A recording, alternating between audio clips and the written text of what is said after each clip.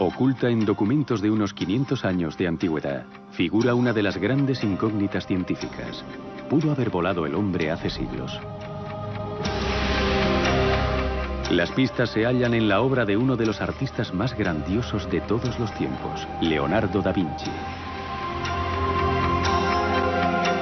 Nos legó miles de gráficos científicos y de ingeniería que plasmaban esquemas de máquinas extraordinarias, helicópteros, tanques, submarinos, gigantescos artilugios bélicos.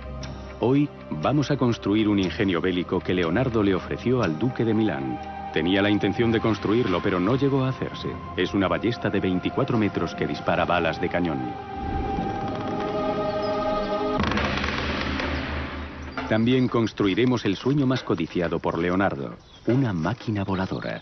La construiremos utilizando materiales tradicionales para comprender la mente que proyectó tales ingenios. ¿Sería Leonardo un ingeniero inspirado o un mero soñador prolífico que ideó máquinas de fábula? Lleva los detalles hasta el límite para ver qué podía lograr. El resultado puede ser tanto una sonrisa enigmática como el arma más temible de su época.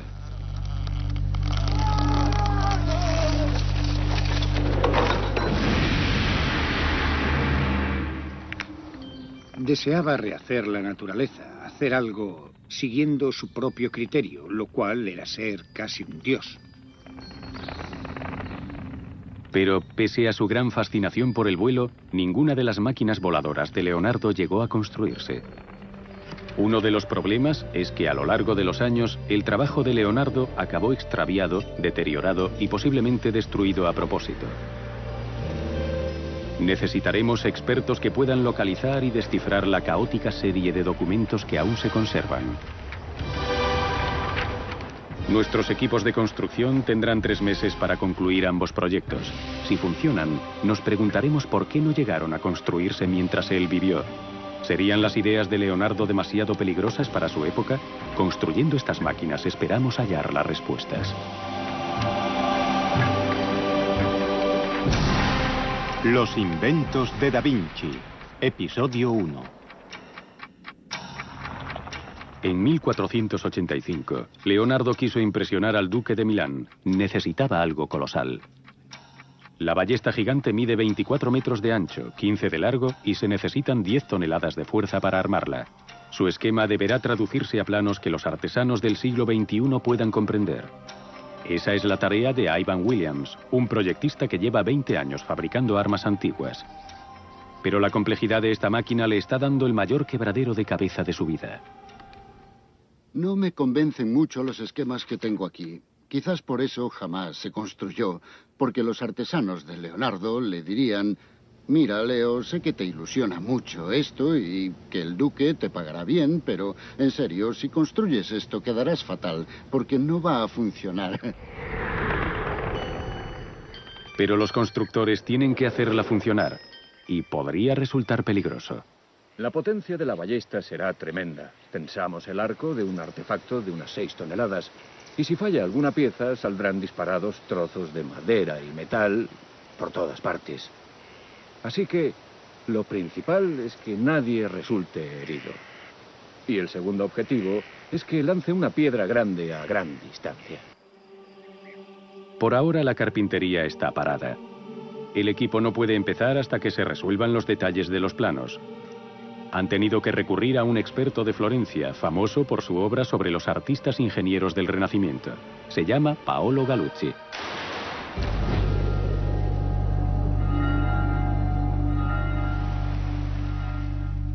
Director del Museo de Ciencia de Florencia, Paolo es una autoridad mundial en los ingenios de Leonardo.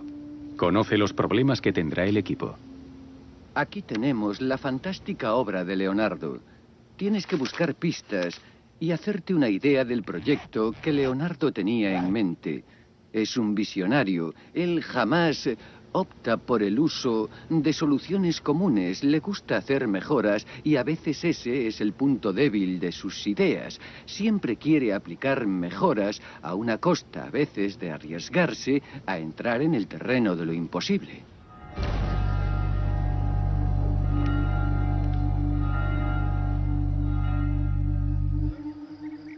¿Habrá entrado Leonardo en el terreno de lo imposible con su ballesta gigante o es que Ivan es demasiado cauto? Paolo se reúne con el equipo en Wiltshire para intentar resolver sus dificultades. Dave Hepworth, jefe del equipo, preside la reunión, pero Ivan tiene otros planes. Bien, adelante. Puede parecer muy negativo lo que voy a decir, pero tras sopesar los problemas que van a surgir, pues he visto que son muchos. El mecanismo de disparo, en mi opinión, en esta máquina no funcionará.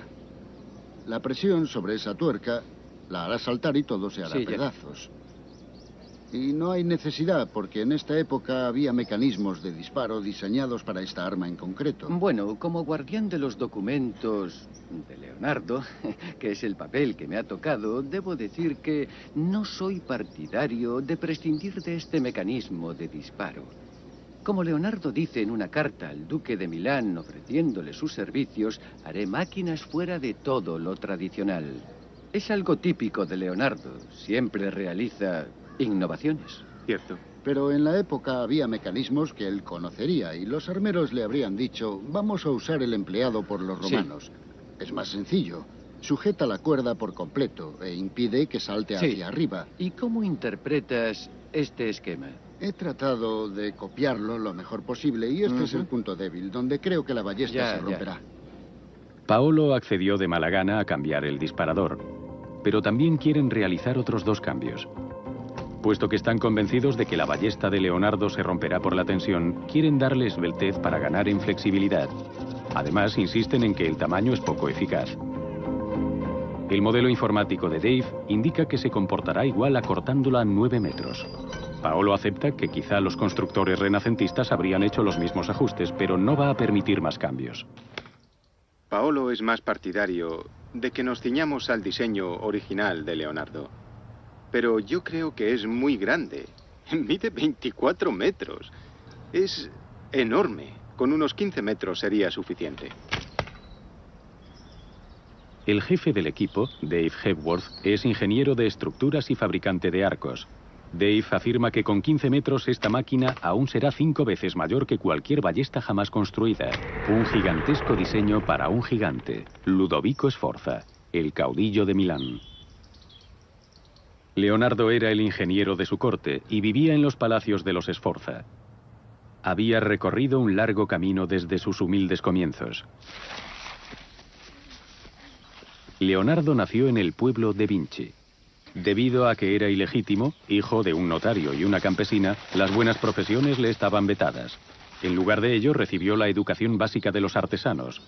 Pero Leonardo sabía que su destino era llegar más lejos. Existe una historia, una de las pocas anécdotas personales que figura en sus cuadernos de notas, que dice que estando en la cuna, un pájaro se posó en él y le rozó los labios con la cola. Leonardo lo interpretó como que estaba predestinado a meditar sobre el vuelo. Este es mi destino, dice él acerca de esa anécdota. Dice que el pájaro llegó por el aire y le tocó, por así decir, con su magia. Nuestro segundo proyecto es cumplir el sueño de Leonardo de llegar a volar. Steve Roberts y Martin Kim se encargan de esa tarea. Tienen fama mundial por sus reproducciones de aparatos de la historia de la aviación. Pero sus conocimientos les servirán de poco para construir una máquina que llegó 400 años antes del primer vuelo conocido. Empiezan por eliminar lo imposible. Muchos gráficos de Leonardo son máquinas extrañas impulsadas por el piloto que jamás podrían volar.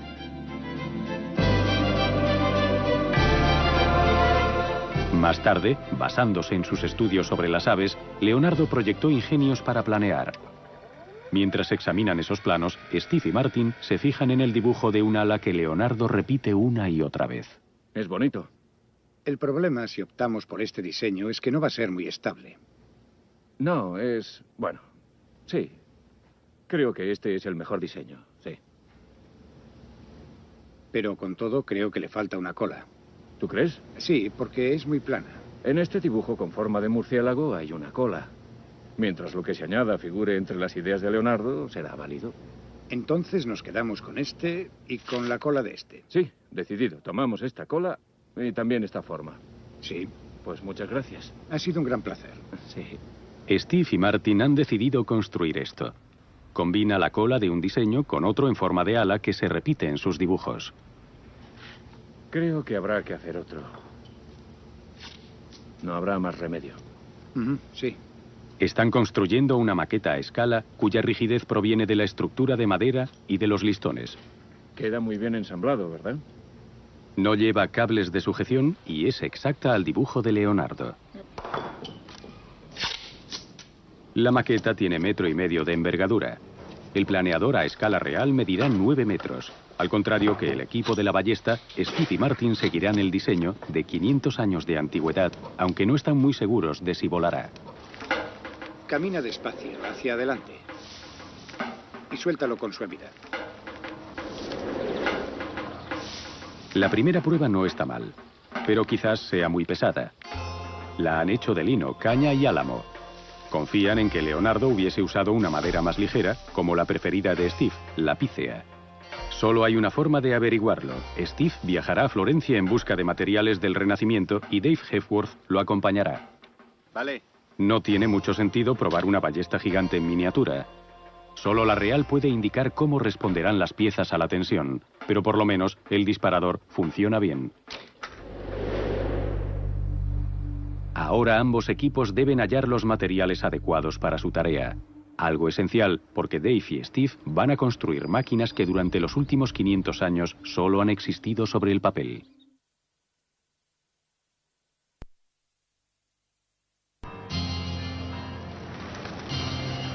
La Florencia del Renacimiento, 1469. Leonardo empezó su aprendizaje artístico aquí, en el taller del pintor e ingeniero Andrea Verrocchio. Tuvo suerte. Iba a recibir formación en el estudio más avanzado de Europa, en una ciudad que era el centro de una revolución artística y técnica. Paolo Gallucci es una autoridad mundial en los artistas que inspiraron a Leonardo. Formaron una nueva clase de artesanos diferentes a todos los habidos o por haber. Debemos tener en cuenta que un artista del siglo XV, de la generación de Leonardo, no guarda ninguna similitud con lo que hoy entendemos por artista. Es un obrero. Es productor y arquitecto y al mismo tiempo artista. La gran cúpula de la Catedral de Florencia constituye la culminación de esta clase de artistas ingenieros. Verdadera proeza de la arquitectura, fue una inspiración para el joven Leonardo en cuanto llegó a Florencia. La cúpula fue proyectada por el pintor y arquitecto Filippo Brunelleschi.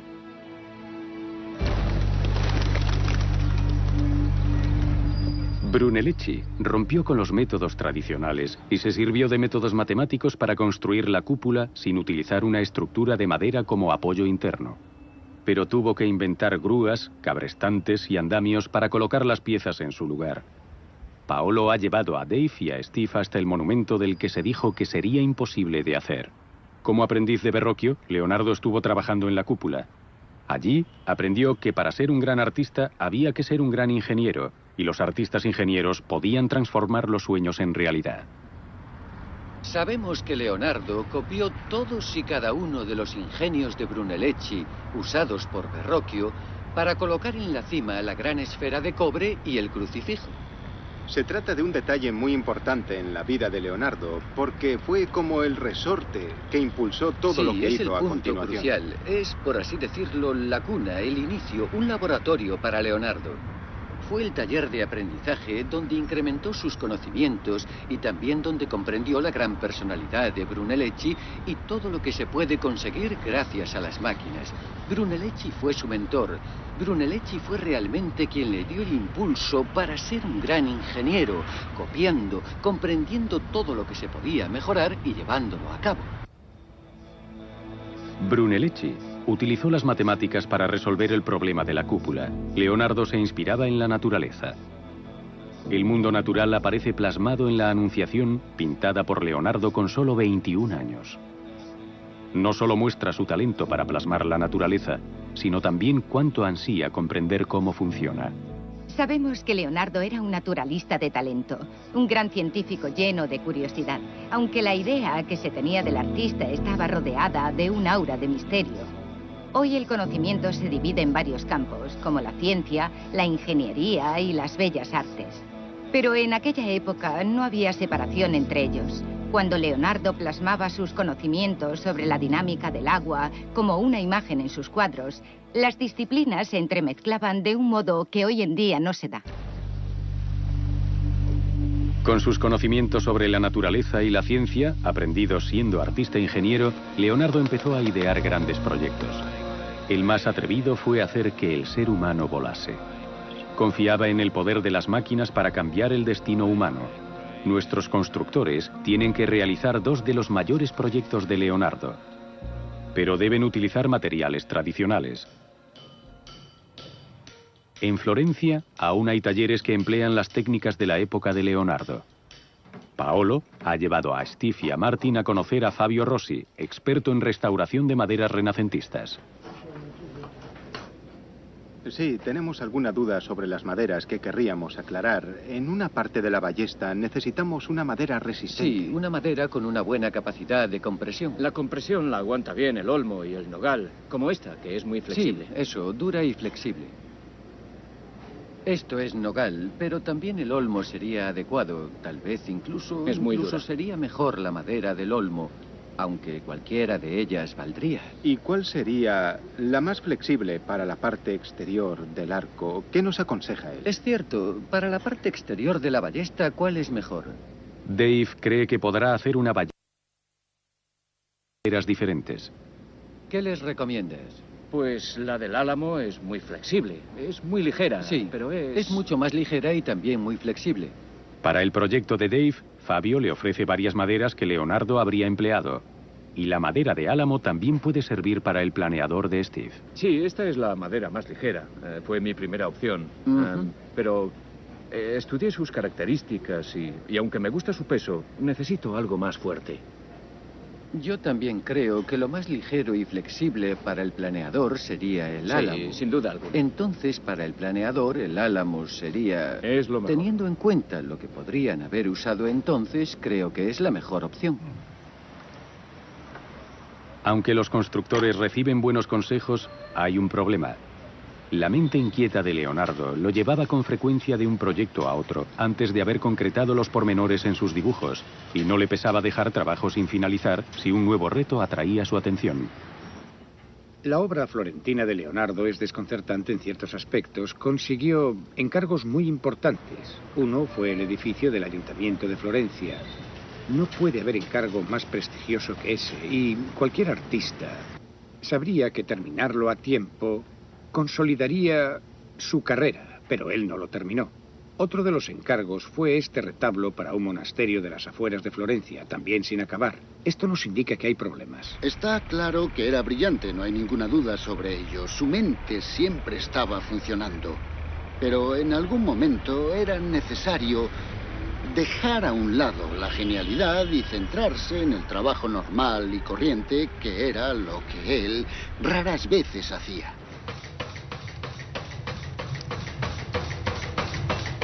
Mientras Dave y Steve están en Florencia, Ivan trabaja en la estructura de metal de la ballesta y no ha tenido problemas con los detalles normales y corrientes por ahora. En Telford forjarán el mecanismo de disparo y las abrazaderas para ensamblar la gigantesca estructura. Harán falta 10 toneladas de hierro. Completo ya el estudio y la planificación, el equipo de la ballesta tiene 9 semanas para acabar su ingenio. Y con la estructura metálica ya en marcha, llevan ventaja sobre el equipo del planeador. Steve y Martin aún están haciendo pruebas.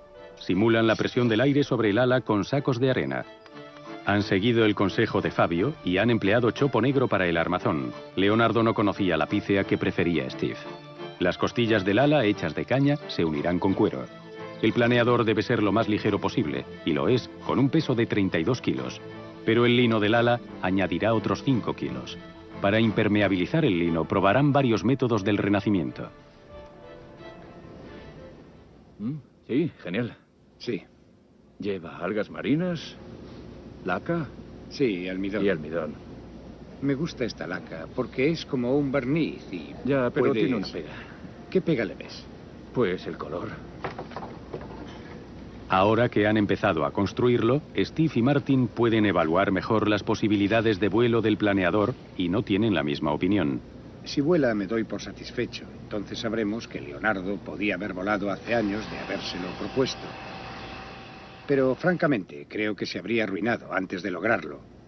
Porque habría estrellado muchos planeadores antes de lograr que uno volase. La verdad es que si logra ascender de forma controlada, si despega sin problema y consigue aterrizar, me contentaré. Aunque me gustaría poder conseguir un poco más y más. Sí, creo que Steve es el más optimista de los dos. Él deja volar su imaginación. Tiende a prometer la luna. Ya veremos si puede hacerlo.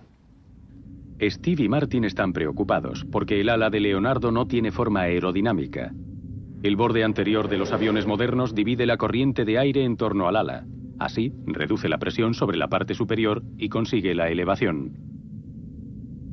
Sin ese borde anterior, el ala de Leonardo quizá no consiga despegar. El gran tamaño del proyecto de la ballesta hace que su mayor dificultad sea estructural. La cureña mide 14 metros de largo y pesa 10 toneladas. Para el arco, Dave ha decidido utilizar olmo y nogal americano. Se ha tomado una pequeña libertad porque el nogal americano empezó a usarse 60 años después de muerto Leonardo. Con todo, es una madera usada tradicionalmente para fabricar arcos. Pero el equipo está desconcertado. ¿Qué llevó a un artista a proyectar un artilugio bélico? Es un artista, pero es obvio que también es científico y le interesan las últimas novedades técnicas. Y durante ese periodo las innovaciones aparecen en las armas. Crear máquinas bélicas desconocidas o adaptar otras antiguas llamaba poderosamente la atención de Leonardo. Ese es el gran enigma. ¿Por qué, siendo Leonardo un hombre conocido por sus innovaciones, basa su diseño en un arma antigua, la ballesta, cuando sería mejor diseñar un cañón? Leonardo sabía que la pólvora era muy inestable y a menudo mataba a los cañoneros. No confiaba en el alcance y la exactitud del cañón debido al retroceso. Tras cada disparo, había que colocarlo y apuntar de nuevo. ¿Podría haber sido la ballesta gigante un arma mucho mejor? Si la ballesta gigante llega a funcionar, tendría mayor alcance que muchos de los cañones de la época. No habría humo, así que se podría ver el objetivo. Y también sería muy eficaz. Al contrario que el cañón que se dispara casi al azar, es probable que la ballesta no se mueva del sitio. Así que cada disparo llegará más o menos a la misma zona. Todo esto indica que resulta un arma mucho mejor. Es la opinión del experto. Pero ¿qué opinan los que están construyendo la ballesta? Lo importante no es lo que creamos que hará, sino lo que debe hacer.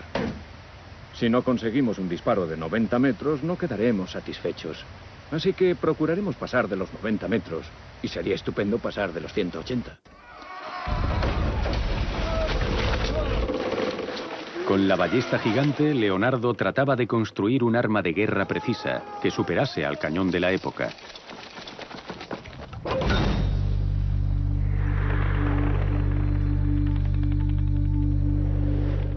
En busca de un modelo de precisión en la naturaleza sobre el que basar su ballesta gigante, Leonardo se centró en el cuerpo humano.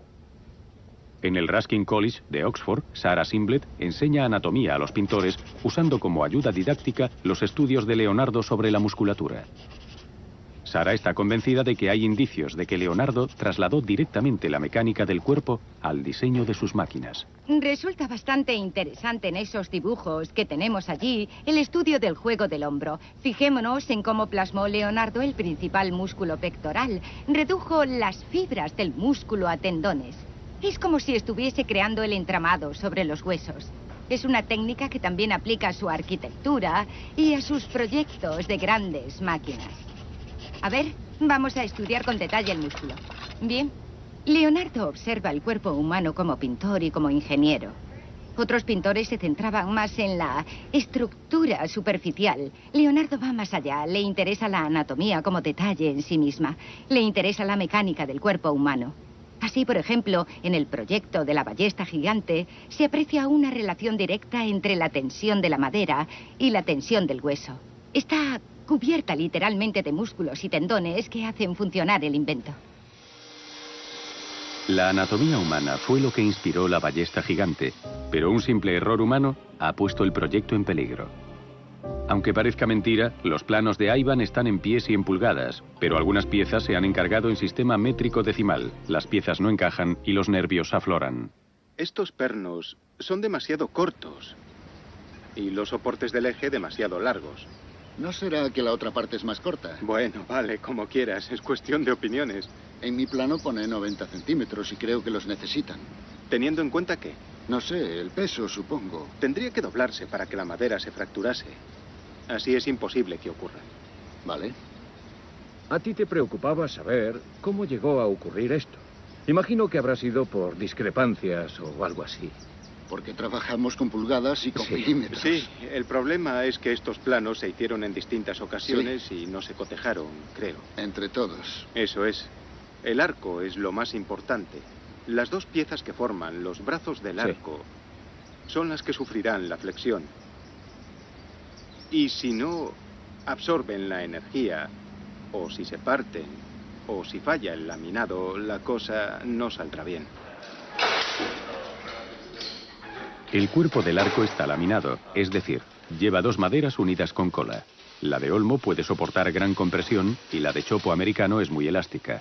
Esta combinación debería compensar la solidez mermada al dar esbeltez al diseño de Leonardo. En su época se conocía el laminado, pero lograr una buena unión entre las maderas es un proceso complejo que está causando grandes problemas. Para el planeador es vital la precisión. Steve y Martin se encargan por separado de miles de piezas que deben encajar con exactitud para que la máquina llegue a volar. Pero hay un componente esencial que aún no han podido evaluar porque no han hallado a ningún piloto que se arriesgue a volar en este planeador.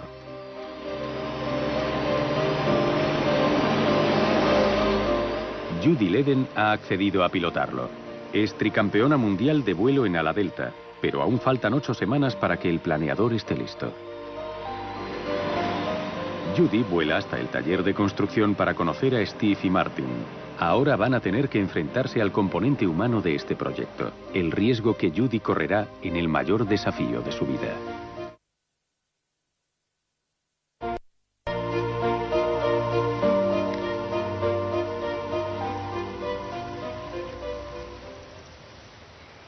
Quiere volar, o eso parece. ¿Eh? Con esta brisa que sopla ahora, se nota la resistencia. Escucha, está crujiendo.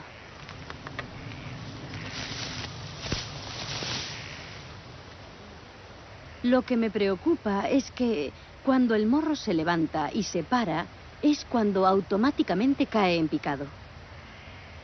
Eso es algo que no me hace mucha gracia, claro está. Creo que el mayor problema es encontrar el lugar idóneo para colocarte a Claro. ti, para que puedas controlar el aparato. Antes las alas Delta llevaban un soporte triangular muy pequeño. Sería el recurso fácil, pero nada indica que fuera a acoplárselo. ¿Qué indicaciones hay? La verdad, muy pocas. Ah, Sí vale. hay indicios de que aquí iba un arnés acoplado, pero este sería el mejor punto para colocarte. No me importa que el arnés sea cómodo o no. Pero si me voy a jugar el cuello en este aparato, quisiera poder controlarlo. Como una ala delta moderna. La única forma que conozco es con un soporte. Si le acoplamos un soporte triangular ahora, todos van a decir, habéis hecho un ala delta. Y de momento nos hemos ceñido a Leonardo. Necesito controlarlo. Eso es fundamental para mí. Si Tiene no puedo razón, controlarlo... Steve. Si no se puede controlar, el piloto podría lastimarse. No digo que no se haga, solo digo que aplicar una solución moderna me parece algo prematuro. ¿Que se puede acoplar entonces? Francamente no lo sé. En 1482, Leonardo se trasladó a Milán para continuar su carrera. Con 30 años, se encontró en una ciudad comparable en todo a Florencia. Ludovico Sforza, duque de Milán, estaba reuniendo en su corte a los artistas, ingenieros y pensadores de más talento de la época. Muchos eruditos se mudaban allí, y Leonardo encontró allí a un fantástico compañero en Milán, Luca Pacioli. Pacioli era un gran matemático que dio a conocer a Leonardo a Euclides. Leonardo no sabía nada de geometría cuando se trasladó a Milán. Luca Pacioli y otros eruditos, Marco Antonio de la Torre en anatomía, Giorgio Valla en la sabiduría clásica, a él durante su estancia en Milán. En Milán, Leonardo empezó a estudiar, empezó a escribir, empezó a cambiar su concepción del artista. Se enzarzaba cada vez con más frecuencia en discusiones teóricas, por ejemplo. Pero eso no era lo que Leonardo conocía de su época en Florencia. Los estudios de los artistas quizás fuesen los laboratorios de la época, pero en el terreno de la filosofía, los artistas y en concreto los pintores estaban excluidos. Leonardo sería el primero que entraría en ese mundo. Fue de inmediato al centro del problema. Es decir, buscó la causa, buscó la razón de la vida. ¿Cómo se produce la vida? ¿Qué parte es alma y qué parte es mecánica? La causa de la vida y la muerte preocuparía a Leonardo el resto de su vida. Pero rechazó la explicación ortodoxa de la época, que decía que la vida solo dependía de Dios. Leonardo investigaba las causas mecánicas y físicas. Pasó de utilizar al hombre como inspiración para sus máquinas a ver al hombre como una máquina. Se movía en un terreno peligroso. Creo que Leonardo se vio en peligro por su voraz interés en la estructura del cuerpo humano y en todo lo que implicaba respecto a la naturaleza. Yo creo que la idea de que había un circuito en el cuerpo de funcionamiento autónomo, que era independiente de la voluntad divina, resultaba peligrosa. La Iglesia controlaba las instituciones autorizadas a practicar la anatomía. Leonardo diseccionaba cadáveres en secreto.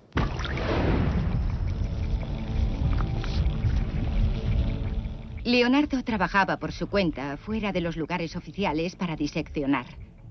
No tenía productos químicos para conservar el cadáver y en muchas notas menciona el horror de las noches pasadas en compañía de aquellos cuerpos.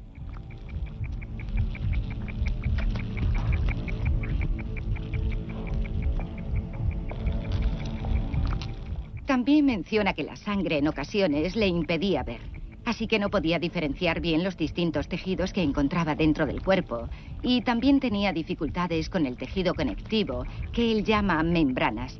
Encontraba membranas por todas partes. Todo aquello dificultaba el estudio anatómico del cuerpo, así que sus conclusiones fueron asombrosas, casi milagrosas, diría yo. Pero sus conclusiones también supusieron una blasfemia. Sostenía que la observación científica, no el dogma religioso, debería regir la interpretación del mundo. Leonardo había tomado una senda peligrosa y herética. Sus estudios lo llevaron a una conclusión sorprendente, que la divina creación de Dios, el hombre, era una máquina, y como todas las máquinas, se podía mejorar.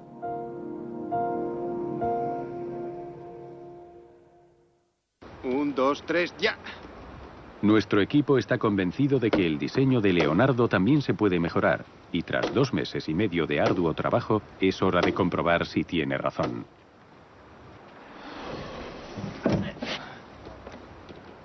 La gran prueba será verificar cómo responden los brazos del arco a la presión. Son los músculos y tendones de la máquina, las piezas más importantes. Avísame al llegar donde llegamos antes. Espera un momento, déjame marcar.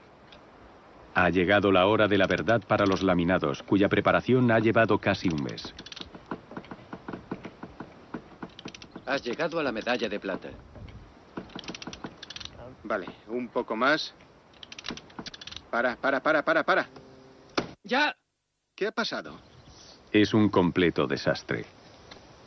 ¿Habrá derrotado un diseño del siglo XV a los modernos métodos del siglo XXI? Parece que se ha despegado este laminado. Parece que parte del encolado va a ceder.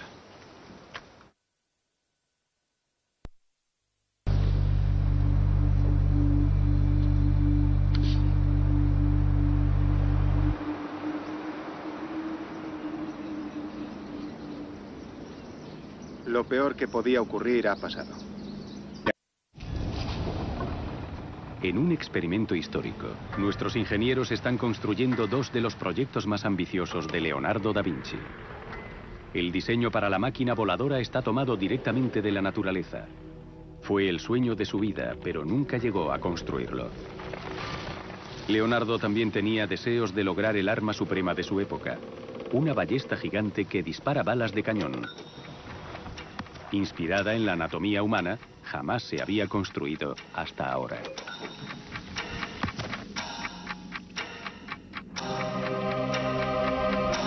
Leonardo da Vinci está considerado como uno de los artistas más extraordinarios del mundo, pero solo nos dejó 12 cuadros. Sin duda su mayor legado son los miles de dibujos que desvelan su fascinación por la ciencia y la técnica.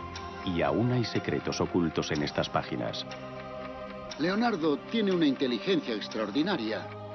Y yo creo que él se consideraría a sí mismo principalmente como una masa latente de células cerebrales que tratan de asimilar todo el universo y de ordenarlo. Pero muchas de sus geniales ideas se han perdido en el tiempo. Gran parte de sus manuscritos desaparecieron, algunos destruidos deliberadamente. Gracias a las 7000 páginas que se conservan, hoy en día los científicos pueden revisar la obra de Leonardo. Nos están descubriendo a un genio que iba años por delante de su época. Y es al Leonardo científico e ingeniero al que nuestros científicos van a poner a prueba. Solo tienen 3 meses para completar las tareas, usando materiales tradicionales, para descubrir si esas máquinas podrían haber funcionado.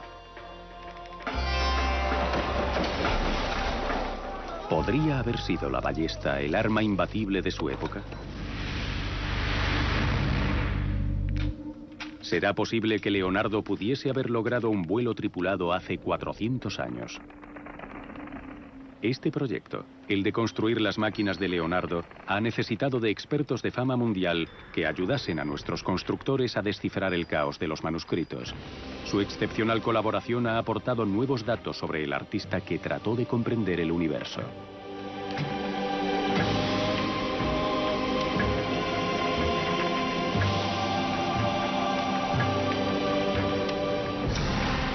Los inventos de Da Vinci, episodio 2.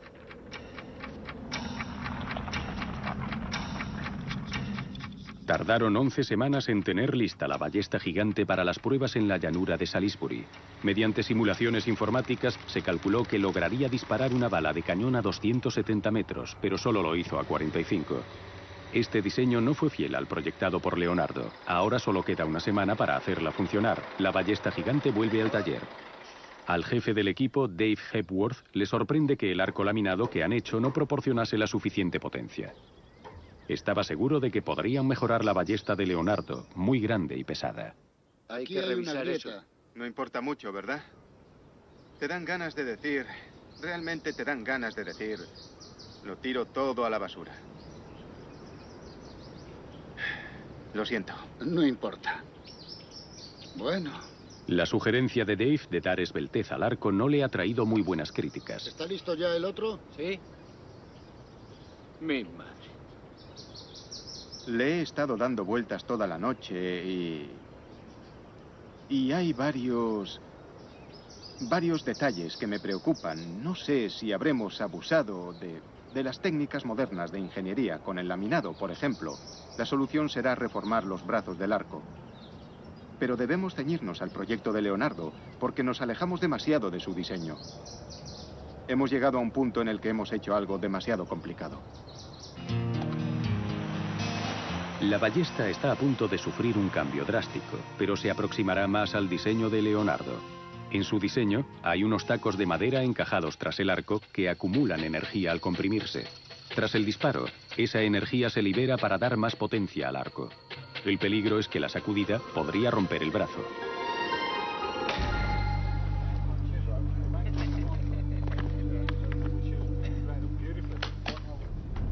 El equipo ha seleccionado un fresno entero que habrá que partir a la mitad para hacer los brazos del arco.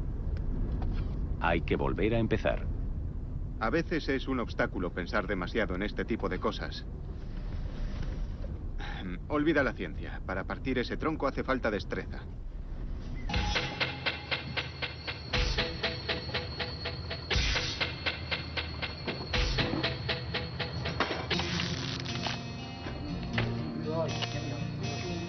El equipo se está jugando mucho. Hay que partir el tronco evitando los nudos para hacer los nuevos brazos del arco. Pero las dos mitades deben salir rectas y sin defectos. Estudian la enorme pieza de madera desde todos los ángulos para decidir exactamente por dónde cortar. Parece que la elección es correcta.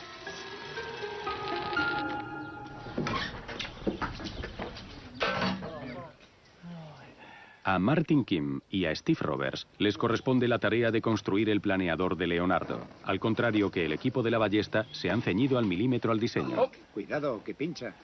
Y las cosas iban bastante bien hasta que la piloto Judy Leden se incorporó al equipo. Le encontró un gran defecto al diseño.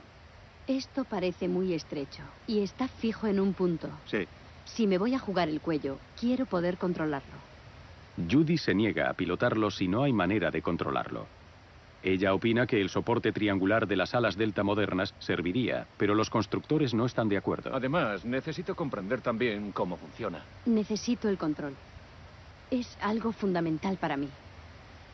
Si no puedo Ella tiene controlarlo... razón. Si no puede controlarlo, podría sufrir un percance. No digo que no quiera hacerlo controlable, solo digo que tirar la toalla y acoplar ahora un concepto moderno quizás sea prematuro.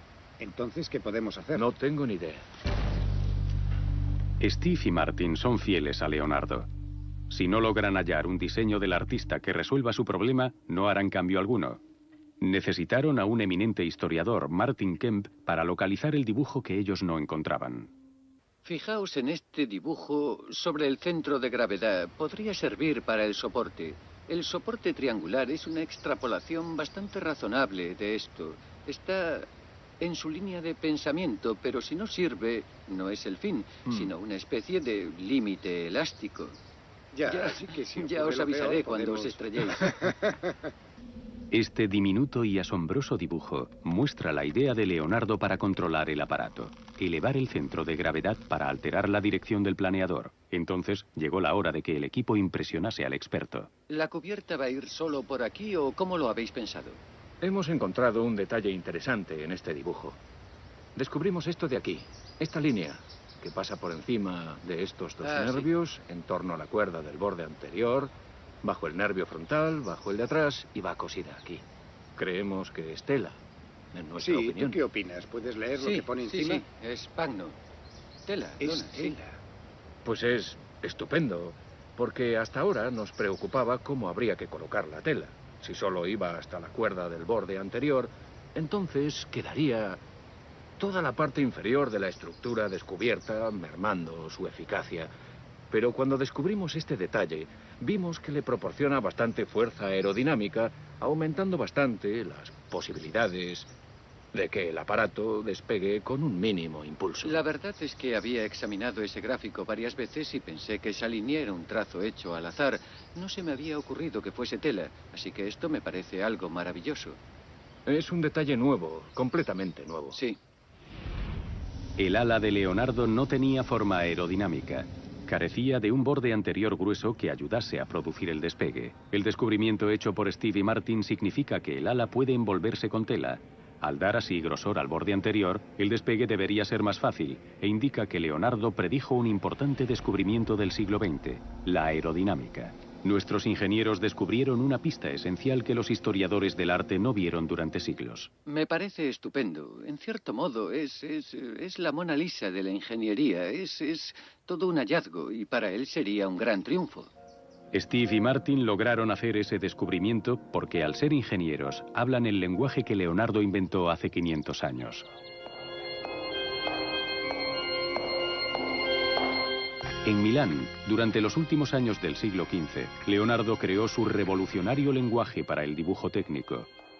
No se parecía a nada de lo visto hasta entonces, pero es bien conocido para los técnicos modernos. El plano por piezas, la secuencia animada y el boceto anatómico transparente son todos inventos de Leonardo. Pero no son los que lo hicieron famoso. A Leonardo, con frecuencia, se le ha sobreestimado como inventor de máquinas fabulosas. El submarino, el helicóptero, la bicicleta y todas esas cosas que se le atribuyen. Pero se le adjudica aún mucho más y se dice que inventó el dibujo técnico. Él concibió una nueva forma de expresar ideas, un método sin el que, de verdad, es imposible crear tecnología. La tecnología no se crea con palabras. Ahí lo tienes. Fabuloso. Es cierto, parece el esqueleto de un pájaro. Es fantástico. De verdad, es exactamente igual al dibujo. ¿Puedo probarlo? Sí, claro, para eso estás aquí. El equipo del planeador ha creado una reproducción fiel del ala de Leonardo sin alterar el peso del planeador. Solo pesa 38 kilos. No es nada pesado. Es probable que lleve otros 5 kilos más. El armazón del piloto, hallado por Martin Kemp, está instalado, pero no es como Leonardo lo proyectó. Le han dado la vuelta porque Leonardo equivocó el mecanismo de pilotaje. Pensó que con el balanceo de la parte superior del cuerpo se controlaría la dirección del planeador. Pero lo cierto es que Judy balanceará las piernas para guiarlo, como hacen los actuales pilotos de ala delta.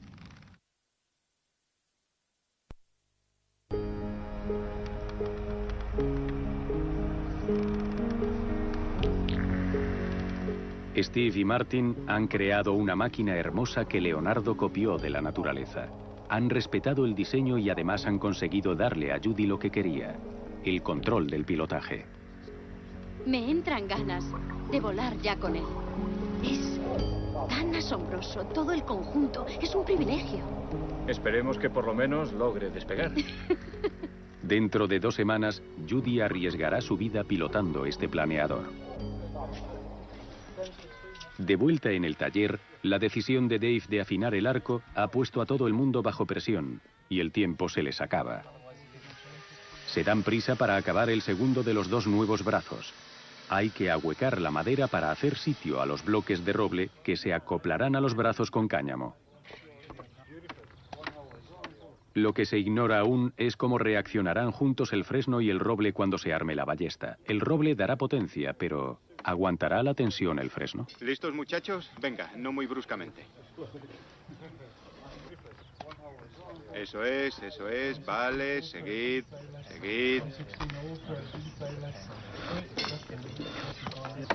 A ver, eso es, ahí, aguantadlo ahí. Aguantad, perfecto.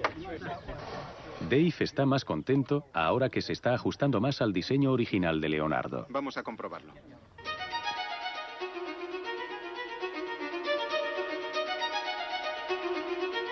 Ha llevado 10 semanas crear el planeador de Leonardo. La última parte fue coser la tela al ala. El peso final es de 43 kilos. Ahora hay que probarlo. Amanece en Yorkshire y el equipo se reúne en la pista de despegue.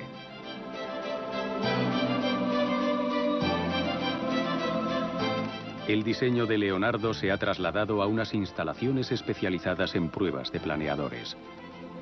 El aparato será analizado por ordenador con un radar.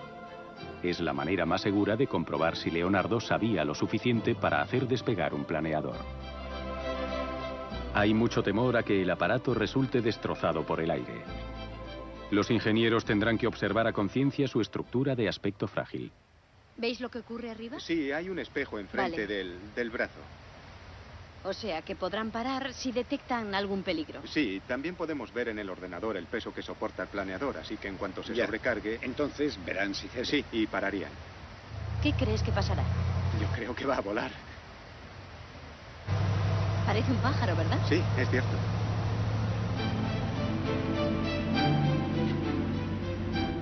En una distancia de 5 kilómetros, los sensores recogen cada onda que golpea el ala.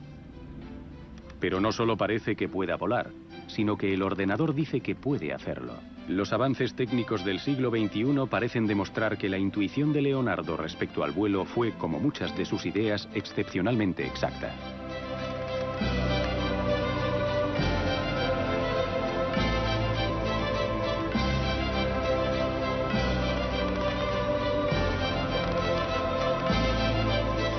Esta frágil máquina ha soportado todas las pruebas sin que le salte un puntal ni le ceda una puntada. Todo ha salido de maravilla, pero como siempre, Steve y Martin no ven de igual modo los resultados. Es una maravilla. No sufrió alteraciones y no sé Es por una qué. noticia estupenda, ¿no crees? Hay una solo hay una ligera pega. No sé a qué velocidad has pensado que despegaría, pero yo he calculado que a unos 20 kilómetros por hora. Es bastante, Bastante. sí. Así es. Pues tendré que echar a correr. O habrá que esperar Seguro a que sople un podemos huracán. lograrlo. Es un buen primer paso, un obstáculo salvado. Estupendo, sí. Pero imagino que al final no va a resultarte nada fácil, seguro. Quiero ponerme con ello ahora. Estoy deseando volar con él.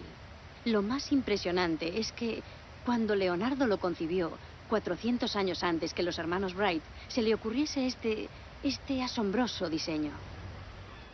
Los increíbles diseños de Leonardo se basaron en su observación de la naturaleza, y en la naturaleza halló una forma que se repetía en todas partes, el remolino. En el aire ayudaba a las aves a volar, en el agua a los peces a nadar, y las disecciones anatómicas hechas por Leonardo le convencieron de que la sangre fluía en remolino por el corazón. El científico Morigari ha descubierto un experimento que Leonardo creó para resolver uno de los grandes misterios de la medicina. Para él, el remolino era un concepto de ámbito universal. Él sabía que el mismo mecanismo se daría dentro del cuerpo humano, en las válvulas cardíacas, y que sería un proceso fundamental para el funcionamiento del corazón. Pero necesita comprobarlo, porque no tenía un aparato de rayos X para ver el funcionamiento interno del cuerpo. Y esa es la parte más asombrosa. Construyó una maqueta de la válvula aorta, una aorta artificial, y así observó los remolinos que se forman en esas válvulas cardíacas. Fue la confirmación de la hipótesis. No se limitaba a pensar sobre un problema, sino que se preocupaba por contrastar sus ideas.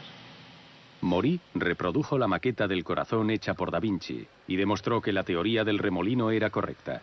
Los científicos hicieron este descubrimiento hace solo 18 años con la ayuda de un equipo ultramoderno.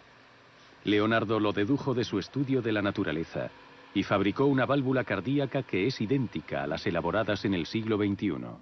En la práctica, si los materiales que utilizó fuesen adecuados en cuanto a compatibilidad, su creación sería perfecta para hacer hoy en día una sustitución de válvula aórtica. Mediada la cincuentena, Leonardo estaba más ocupado que nunca. Todavía seguía con sus proyectos privados, sobre todo los anatómicos. Y había empezado su cuadro más famoso, la Mona Lisa. Recibía muchos encargos del Ayuntamiento de Florencia y de los franceses que gobernaban Milán. Estos estados rivales, siempre al borde de la guerra, competían por los servicios de Leonardo. El artista pasó gran parte de su tiempo viajando entre esas dos grandes urbes. En Milán, Francesco Melfi se convierte en aprendiz de Leonardo, una de las pocas personas con las que llegó a intimar. Leonardo era un personaje enigmático, un ingeniero militar que detestaba la guerra. Llenó cuadernos con reflexiones sobre el mundo, pero reveló poco sobre sí mismo. Quería cambiar el destino del mundo, pero describía a los hombres como meros canales por los que discurren los excrementos. Leonardo era un individuo complejo. En algunos aspectos se muestra con espíritu amable y gentil. Le gustaba comprar aves en el mercado de Florencia y liberarlas para que no sufriesen. El pobre quizás fuese vegetariano y aunque le atraían los hombres, parece que fue un individuo en general más bien reprimido.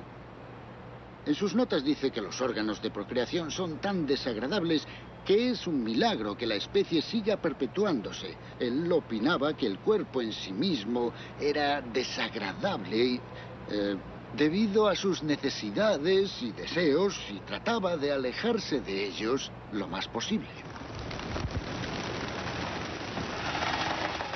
Las necesidades humanas básicas le resultaban desagradables, pero la anatomía humana inspiró sus diseños. La ballesta gigante está basada en los músculos y tendones del cuerpo. En Portsmouth, Inglaterra, tenemos la última oportunidad de ver si esta máquina de inspiración anatómica puede funcionar. Es más fiel al diseño original de Leonardo, pero ¿hará eso que funcione? Avisadnos por si pasa algo grave. Vale. 1, 2, 3, ¡vamos! Ah, vaya. El primer disparo es mediocre, pero solo armaron la ballesta a un cuarto de su capacidad. Van a hacerlo por etapas, tratando de maximizar la potencia de los bloques de compresión antes de alcanzar el punto álgido. Vale, ¿listos? Adelante, dispara.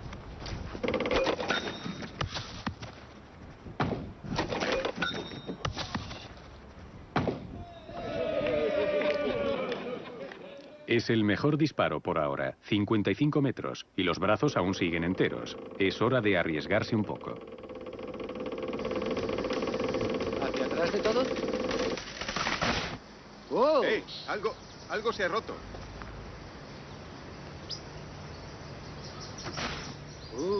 Hay que tener cuidado, creo que va a saltar algo. Cuidado, puede saltar algo, se está rompiendo. Ya.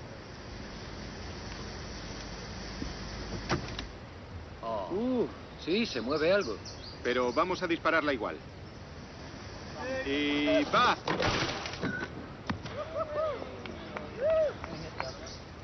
Creo que la hemos roto. ¿Qué ha sido? Hemos roto el brazo. Roto por completo. Ocurrió antes de dispararla. El fresno se ha roto ahí atrás. Sí, es cierto. Es increíble que alcanzásemos esa distancia. Sí. Está completamente roto. Sí, siniestro total.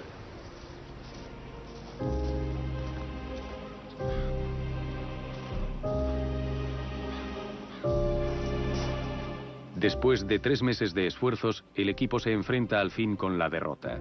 ¿Falló el diseño de Leonardo o el equipo interpretó mal los planos? Creo que Leonardo se habría sentido muy molesto por todo lo que nosotros hemos hecho. Porque él proyectó la máquina que hemos hecho con un fin experimental.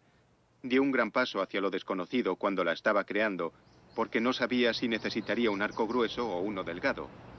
Así que decidió hacerlo de ambas formas, y resultó un diseño modular, porque el arco diseñado por Leonardo era grande y grueso, pero podía quitarle algún bloque y así estilizarlo. Pero nosotros no optamos por esa solución. Lo que hicimos fue escoger una de las opciones. No nos paramos en estudiar todas las posibilidades que su diseño podía haber tenido. Dave se fijó en un detalle interesante del diseño de Leonardo, unos pernos desmontables para alterar la forma del arco que podrían haberlo hecho funcionar de otra manera, pero el hallazgo llega demasiado tarde. Ha ido lejos. Es cierto, es una buena distancia. Eso demuestra la potencia que puede generar. Los disparos parecían prometedores y su precisión fue mejor que la de los cañones de la época. Mejor apártate de su trayectoria. Habría derribado a varios. Además, si pudiésemos aumentar la elevación, mejoraría el alcance. Y aquel otro ha llegado mucho más lejos. No hay más que repetir este. Sí. Pero el equipo no tendrá otra oportunidad. Los 3 meses han pasado. Es bastante buena, creo.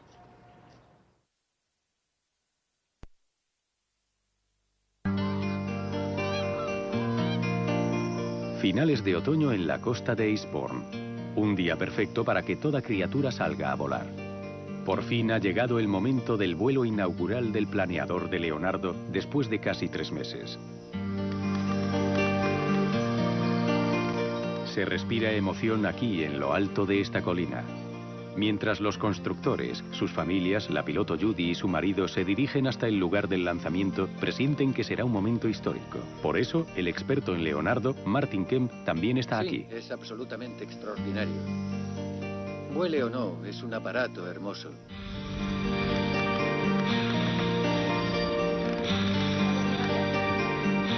Que llegue a volar o no depende ahora de la pericia de Judy. Es tanta la incertidumbre. Tengo que pensar con frialdad todos los pasos y no dejarme vencer por el entusiasmo.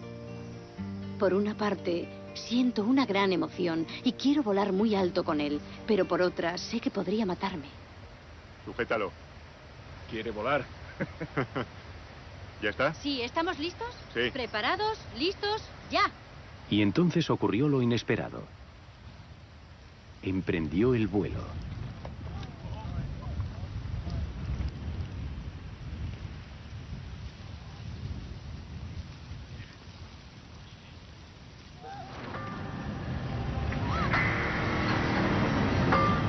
Pero cuando las cosas empiezan a salir mal, Judy tiene que reaprender a volar.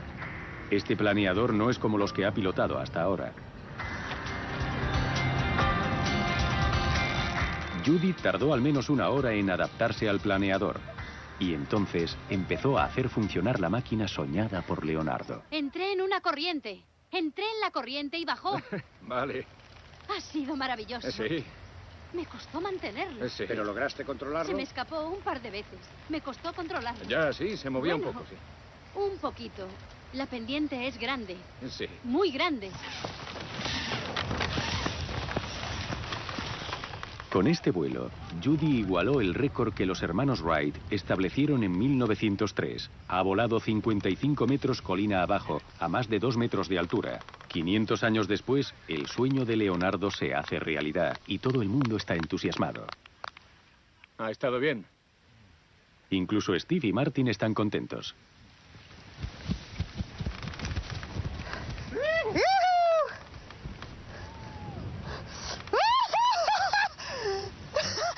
Judy ha elevado el planeador 9 metros y se ha mantenido en el aire durante 13 segundos. Ha estado genial. Ha sido estupendo. Acertaste al atar ese cabo. Sí.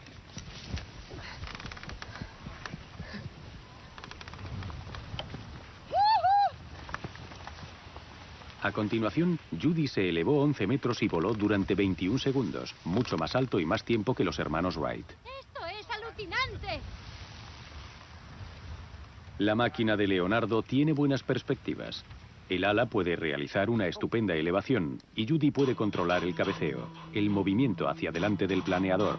El problema es el bandeo, el movimiento lateral. Si el ala empieza a tirar hacia arriba o hacia abajo, no podrá enderezarla. Para eso son los cabos de guía. Sin esas cuerdas en las alas, Judy correría un riesgo enorme. Casi todos los pioneros del vuelo murieron en situaciones parecidas a esta.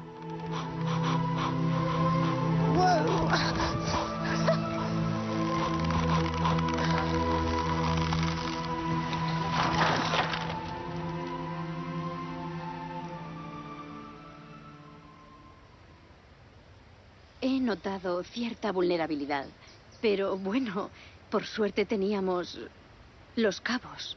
Pero sin esos cabos, tendríais que ir a verme al hospital. O volverías a casa en un ataúd. Es verdad, sí. Ha sido más, mucho más de lo que pensamos. Sí. Sí. ¿Coincides conmigo en ello? Absolutamente, Martin. A vosotros os preocupaba que no soportara mi peso. Y aquí estoy, aunque golpeé los 2 extremos de las alas al menos una vez. Y también golpeé la quilla. Y el morro, creo, aguantó. Es asombroso. Sí, no lleva nada mecánico, no tiene ningún artificio. Es sencillo. Alucinante. Me preocupaba el bandeo, me preocupaba que no se pudiese controlar. A lo mejor Leonardo está ahí arriba diciendo: tío, os habéis olvidado la dirección. Sí, a lo mejor sí. Sí. Puede. Quizás ande Lo habéis por aquí. hecho mal. Sí, puede Está ser. mal hecho. Pero si lo pulimos un poco, puede que le saques mucho más jugo, sobre todo en cuanto al control.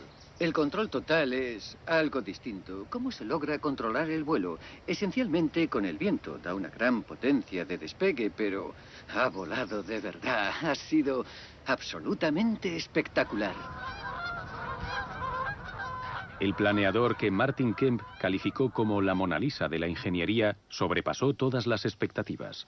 Y la Mona Lisa es la obra maestra de la pintura de Leonardo.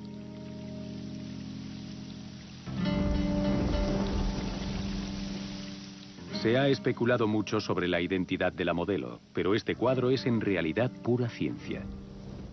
Si te mueves, tendremos que volver a empezar de nuevo.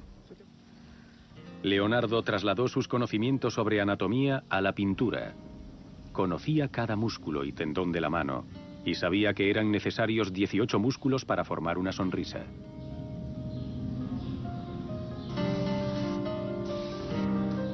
Incluso el fondo es un tratado sobre la dinámica de la naturaleza. Leonardo nunca dejó de intentar perfeccionar la Mona Lisa. Este microrobot quirúrgico se llama Da Vinci. Demuestra que la técnica moderna por fin ha descubierto a Leonardo. Y hay ingenieros como Mark Rosheim que se han servido de sus ideas. Cuando empecé a buscar buenos gráficos anatómicos, recurrí a Leonardo, porque Leonardo dibujó para la ingeniería. Y cuando fabricamos un robot humanoide para la NASA, recurrí a sus diagramas anatómicos para comprender el funcionamiento del hombro. Creo que esto pone de relieve el interés de Leonardo en la transferencia de un movimiento a otro. Estos pistones se mueven arriba y abajo, y se consigue este complejo movimiento como resultado de un esfuerzo muy sencillo. Así, al conocer el mecanismo de funcionamiento de la anatomía humana, puedes elaborar robots industriales basados en la idea del hombre-máquina. Parecen brazos con manos que sueldan carrocerías, por ejemplo. Leonardo también llevó la filosofía del hombre-máquina a su conclusión lógica. Diseñó un robot controlado por cable. Pero como los cuadernos de Leonardo fueron destrozados tras su muerte, Paolo Gallucci ha tenido que pasar años reconstruyendo el rompecabezas. Tenemos indicios muy precisos de que Leonardo tenía en mente crear un hombre mecánico.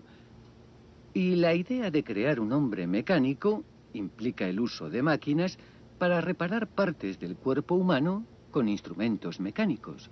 Algo que posteriormente se ha conseguido hacer, de hecho. Y de ello podemos encontrar muchos ejemplos en los cuadernos de notas de Leonardo. No era algo muy afín con la idea bíblica de la creación. Decir que el hombre es en esencia una máquina que se puede imitar, la obra cumbre de la creación de Dios, habría sido muy arriesgado. Tenemos un documento en el que se pide a la autoridad religiosa que lo pare. Así que tenía que ir con cautela. Y lo hizo, porque fue muy explícito, pero en sus cuadernos privados. El entusiasmo de Leonardo sobre la idea de que podía crear un hombre habría disgustado a muchas personas. Y por supuesto a las autoridades, entre las que se encontrarían las eclesiásticas, que expresarían su disgusto, naturalmente diciendo, es una herejía. Probablemente también dijesen, es necromancia, porque si puedes crear un ser humano, eso es justo lo que hacen los necromantes. Supongo que esa idea lo pondría en peligro particularmente en Italia, y más aún estando cerca de Roma. Leonardo estaba en Roma en 1514 y realizaba disecciones en secreto. Lo acusaron de necromancia. Pudo costarle como poco que lo encarcelasen de por vida. Pero Leonardo tenía amigos influyentes. Con todo, el Vaticano le ordenó que suspendiese sus estudios anatómicos. Accedió y posteriormente se fue de la ciudad.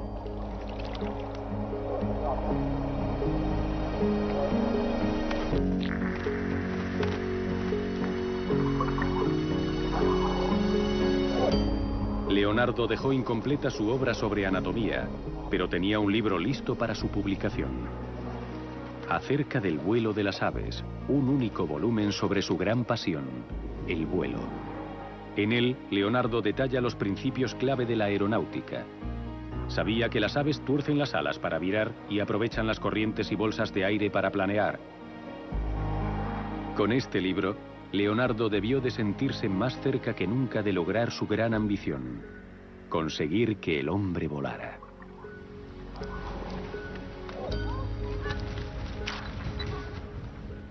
Judy pidió ayuda al experto en aeronáutica, Steve Elkin, para ver si pueden mejorar la orientación del planeador. Y aunque desean más que nada volar sin los cabos guía, deben tener en cuenta la fidelidad histórica. Depende de si quieres solo Lo que girar. quiero es prescindir de las cuerdas. Quiero que guarde con el diseño la mayor fidelidad posible. Quiero ceñirme a él. No quiero... ¿Es posible? No quiero arriesgar el único día que tenemos para hacer la prueba con algo que no funciona. Creo que debemos pensárnoslo bien. Es muy posible que con un simple alerón baste. Se acopla en una zona sólida y evitarías que se levante, por ejemplo, añadiendo un alerón. Así, reduces la elevación del ala al crear una turbulencia y el ala bajaría. Son muy fáciles de hacer. Aunque son fáciles de hacer, los alerones son un invento del siglo XX. Tras haber sido fieles a Leonardo hasta ahora, Steve y Martin no están dispuestos a alejarse de sus diseños. Pero Judy tiene otra opinión. Deberíamos aceptar el riesgo. Pero no se Acoplemos trata el de eso. alerón. ¿Qué sentido tiene? Reinventar Sabemos que la las alas rueda. delta funcionan y sabemos también cómo funcionan los alerones. ¿Qué queremos demostrar? No hay que demostrar nada. Si esa es la solución, creo que no vale la pena hacerlo. Hay estudios sobre alas que cambian de forma, Sí, aunque pero sean 450 años después, ¿no? No, hasta en el diseño de Leonardo hay poleas y cables que hacen funcionar nervios independientes. Están ahí para que el extremo del ala se mueva y cambie su forma. Si observas a las aves, Sí, cambian la aprovechan forma el de viento. sus alas. No tienen un alerón que se Claro. levanta. Si observas el vuelo de un ave en la montaña, verás que las alas cambian de forma. Es la única referencia que Leonardo tenía. Pero para lograr ese movimiento harán falta muchas articulaciones. ¿Puedo enseñarte una cosa? Así Sí, verás por a qué me supuesto. refiero. De acuerdo. ¿Tengo que bajarlo? Tienes que bajarlo. Vale, ¿lo muevo Tú hacia? normalmente lo mueves hacia este Sí. lado. Pero si, por ejemplo, acoplamos algo así, ocurre esto. Esto es el alabeo. Se altera la forma del ala para subir o bajar como un ave. Habrá que ir ajustando el día de la prueba para ver lo que se consigue. Es una solución muy sencilla, ¿verdad? Es una cuerda que vas tensando gradualmente. Y vamos tanteando. Sí. Me encantará probarlo, porque creo que esto va más con la posible solución que habría adoptado Leonardo. Y es un mecanismo muy sencillo. Creo que vale la pena probarlo. Han decidido probar la opción más arriesgada y más en la línea de Leonardo, el alabeo. Solo les queda un día para probarlo aquí, en el Peak District de Derbyshire.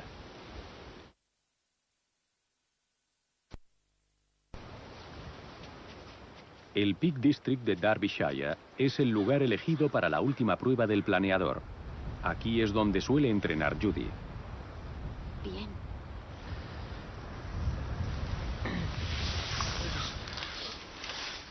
Acoplar la cuerda de alabeo no es difícil porque es un mecanismo muy sencillo.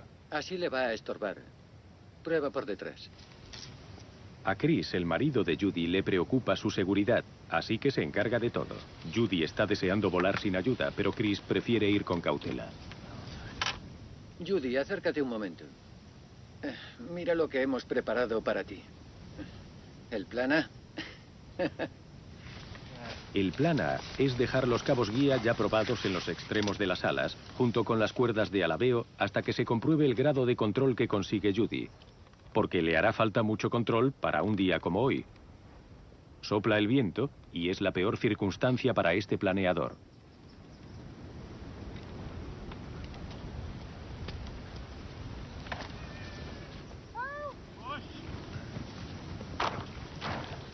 El primer impacto rompe las cuerdas de alabeo. Me sorprende ido- haber podido detenerlo tirando y dando así contra la cuerda. Sí, ¿Puedes ponerle una cuerda más gruesa? sí, vale. Listo. ¡Tira! Esta vez, el viento amaina. Vamos, un poco más de viento, por favor. Solo 8 kilómetros por hora más. 16 por hora sería genial. Sí.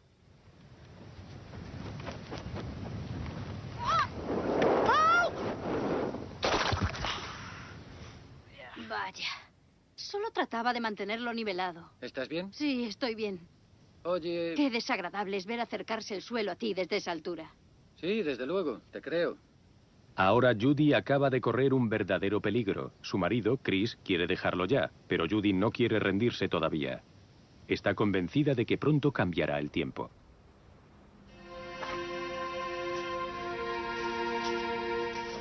La vida de Leonardo experimentó una mejoría cuando en 1516 el rey Francisco I lo nombró filósofo oficial de la corte francesa.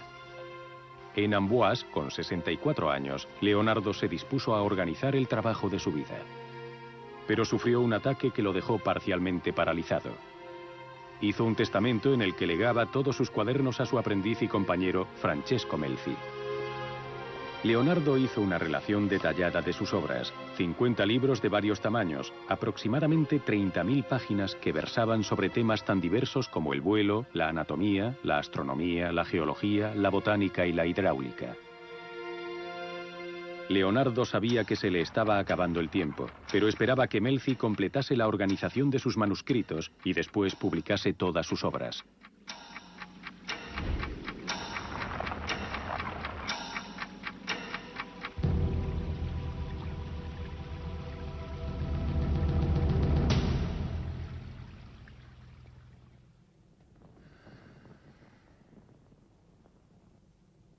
Melzi estuvo al lado de Leonardo cuando éste murió en Amboise en 1519 a los 67 años de edad.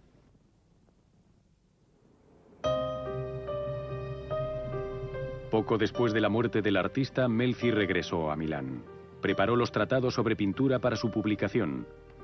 Los planes para publicar futuras obras sufrieron un contratiempo. Milán vivía una época de renacimiento místico impulsado por el cardenal Borromeo. El resto de los documentos se guardaron hasta que Melzi murió.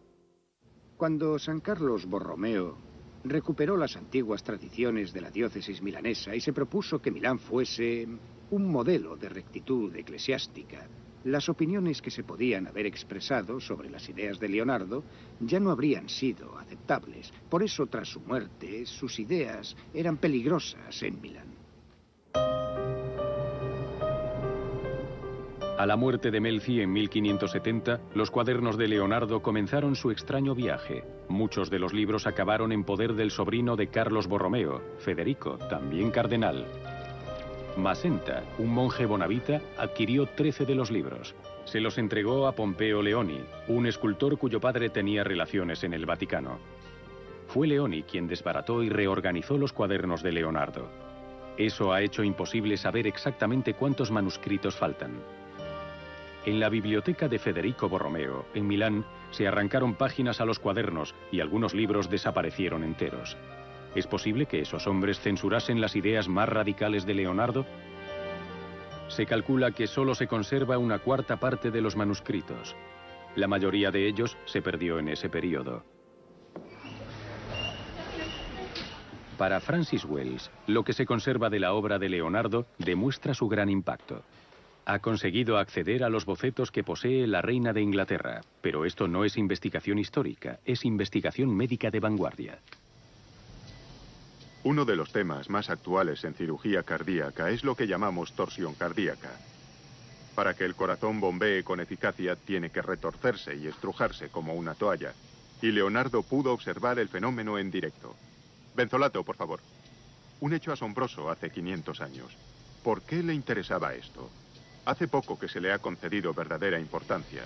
Me parece extraordinario que los grabados de Leonardo tardaran tanto en llegar al campo científico. Creo que el motivo fue que gran parte de la traducción de la obra y su interpretación la hicieron historiadores del arte, que no supieron cómo manejarla, no consiguieron situarla en su contexto. Y creo sin duda alguna que esas notas merecen una nueva traducción, hecha por expertos en la materia. Seguramente se descubrirían más novedades en lo que Leonardo escribió.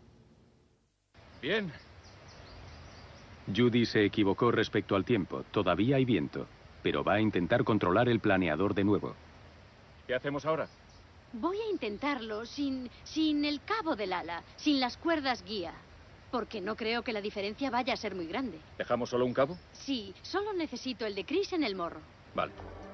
Cortan las cuerdas de los extremos del ala, pero Chris tiene que sujetar la cuerda delantera porque cuando el viento amaina, el planeador cabecea.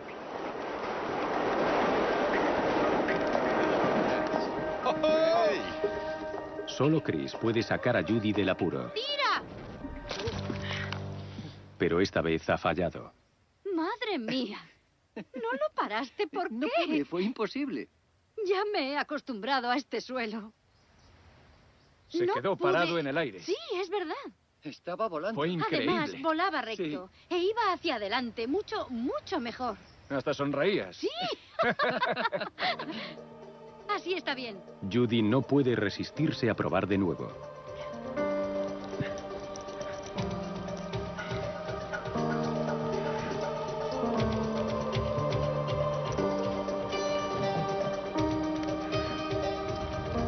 ¡Empuja! ¡Empuja!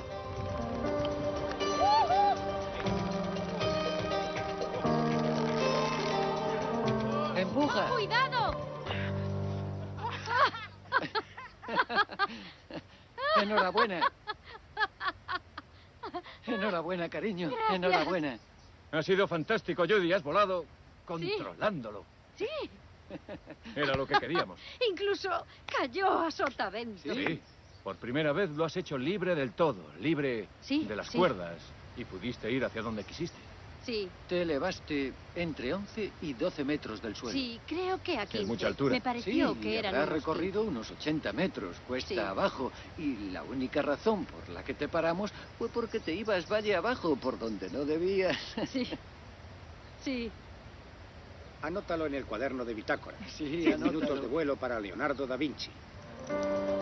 En 10 intentos, el vuelo más largo de Judy fue de 21 segundos. Su mayor altura fue de 15 metros y la mayor distancia recorrida 91 metros. Ha hecho realidad el sueño de Leonardo.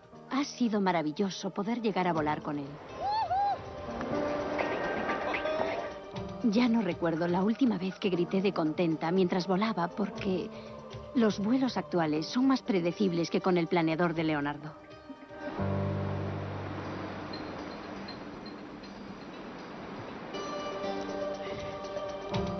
Pero los vuelos que conseguí a cierta altura y en línea recta fueron estupendos. Fue algo maravilloso. Siempre lo recordaré. Contra todo pronóstico, Steve y Martin han demostrado que las ideas de Leonardo no son mero producto de su imaginación, sino que funcionan. Nuestros constructores han descubierto, tras meses de trabajo, que las pistas para construir sus inventos están en sus grabados. Los científicos revisan ahora los manuscritos de Leonardo en busca de secretos ocultos durante siglos.